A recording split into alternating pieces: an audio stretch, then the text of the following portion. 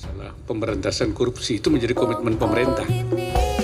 Jadi saya kira itu sudah menjadi komitmen pemerintah dalam program kita itu. Salah satunya adalah pemberantasan korupsi di lembaga manapun, tingkat manapun. Lalu ada bukti yang jelas ya, sesuai dengan aturan, ketentuan, maka harus diproses. Ini kan soal penegakan hukum, tapi kita tidak sedang bicara tentang pokoknya hukum itu harus ditegakkan dan tidak boleh dipolitisir. Baik pemerintah tidak boleh mempolitisasi hukum, partai politik tidak boleh mempolitisasi hukum, massa juga tidak boleh. Hukum adalah hukum. Yang saya bilang ini politisasi. Kenapa? Pak Mahfud itu tidak urusannya dengan penegakan hukum yang konkret begini. Ini urusannya pimpinan KPK. Kok dia bisa ngomong teknis? Dia harus bisa membatasi kewenangan dia di mana. Apakah dia bisa masuk mempengaruhi penyidikan? Apakah KPK ini sudah dibawa Menko Polhukam? Kemudian mengatakan KPK independen. Kita menghormati teman-teman ini gini. Ini yang saya katakan Pak Mahfud selalu offside. Dia berpikir bangsa ini negara ini dia punya. Kita menghargai pimpinan KPK. Silakan sidik. KPK aja kita lihat pergerakannya, perkembangannya dia pelan-pelan. Kok Mahfud selalu membypass ini statement yang bisa membuat hoax? Seharusnya internal Demokrat seperti Bapak SBY dan juga Bapak AHY mendukung proses hukum yang dilakukan oleh KPK kepada kader loyalnya, yakni Lukas NMB. Atau fungsionaris Partai Demokrat sedang menyesatkan publik dengan mengatakan bahwa kasus korupsi yang diterapkan KPK kepada Lukas NMB Gubernur Papua yang merupakan kader Partai Demokrat merupakan langkah politik karena calon wakil gubernur yang diusulkan oleh kelompok Pak Jokowi tidak diterima. Konon begitu. Ini adalah penyesatan dari Partai Demokrat untuk menyelamatkan kadernya. Ya, kita mendukung KPK bahwa pemberantasan korupsi itu harus dituntaskan dan tidak boleh tebang pilih. Ya. Jadi kita komit tentang itu.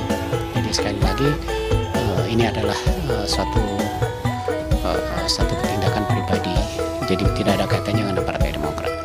Gara-gara Demokrat, isu suku, agama, ras, dan antar golongan terus-menerus dibakar dan dimunculkan.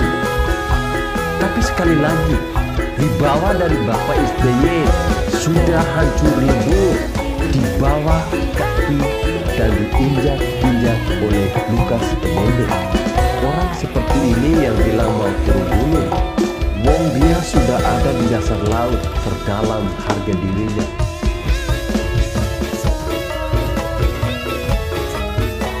Usai Jokowi maki berharap AHY dan SBY turut himbau Lukas NMB penuhi panggilan KPK.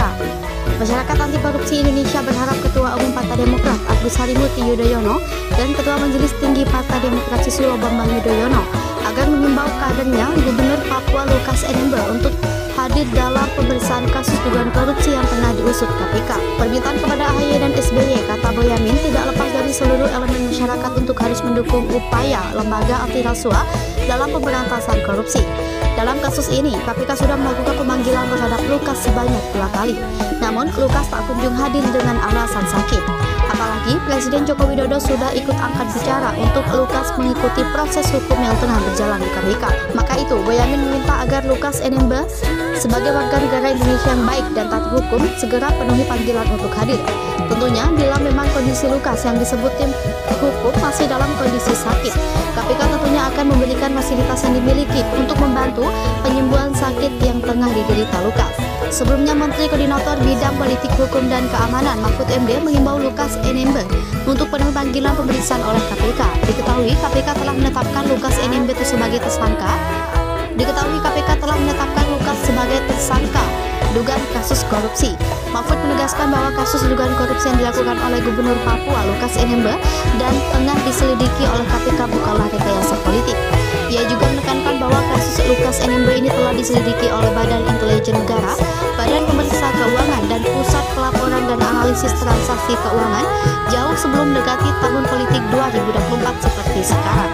Bahkan lanjut Mahfud, dia pada 19 Mei tahun 2021 telah mengumumkan adanya 10 korupsi besar di Papua yang di dalamnya termasuk kasus Lukas NMB. Karena itu, Mahfud mengimbau agar Lukas NMB segera memenuhi pemanggilan pemeriksaan yang dilayangkan oleh KPK. Ia juga meminta agar Lukas NMB dan pemerintah Provinsi Papua menenangkan masyarakat di sana. Alex menegaskan pihaknya akan senantiasa menjunjung tinggi asas praduga tidak bersalah dalam penyidikan kasus dugaan korupsi. Jokowi Papua menenangkan dan pemerintahan Provinsi Papua menenangkan masyarakat di sana.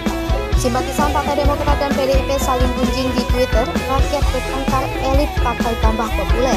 Persetujuan politik antara Partai Demokrat dan Partai Demokrasi Indonesia Perjuangan terus memanas. Berawal dari pernyataan Ketua Umum Partai Demokrat Agus Harimurti Yudhoyono saat Rapimnas di Jakarta Jumat 16 September. AHY menyebut Jokowi hanya meresmikan proyek infrastruktur yang sebelumnya memang sudah dijalankan pada era pemerintahan Presiden Susilo Bambang Yudhoyono. Tak hanya AHY, Ketua Majelis Tinggi Partai Demokrat Susilo Bambang Yudhoyono dan merupakan ayah AHY pun menyampaikan pernyataan politik yang menohok pada momen sama. SBY menuding bakal ada kecurangan pada pemilu 2024. Konon kata SBY, Pilpres 2024 hanya boleh diikuti oleh 2 pasangan saja. Keesokan harinya, Sekretaris Jenderal PDIP Hasto Kristianto langsung menanggapi. Hasto membahas dan mengingatkan SBY agar lebih bijak dan mengeluarkan pernyataan politik. Dia pun membandingkan catatan politik ketika SBY berkuasa dengan era PDIP saat ini. Sementara tagar AHY asal bicara mengomentari pernyataan AHY yang dinilai tanpa data dan cenderung seperti pesan kosong. Proyek Hambalang tak hanya menyoal pernyataan AHY, para simpatisan PDI Perjuangan pun mempergunjingkan proyek-proyek bermasalah yang terjadi pada era pemilihan SBY. Antara lain proyek pembangunan pusat pendidikan, pelatihan, dan sekolah olahraga nasional Hambalang atau yang dikenal dengan proyek Hambalang. Mendiang mantan Ketua Dewan Kehormatan Demokrat versi KLB Max Sokacua pernah menyebutkan proyek ini yang merontokkan elektabilitas Partai Demokrat.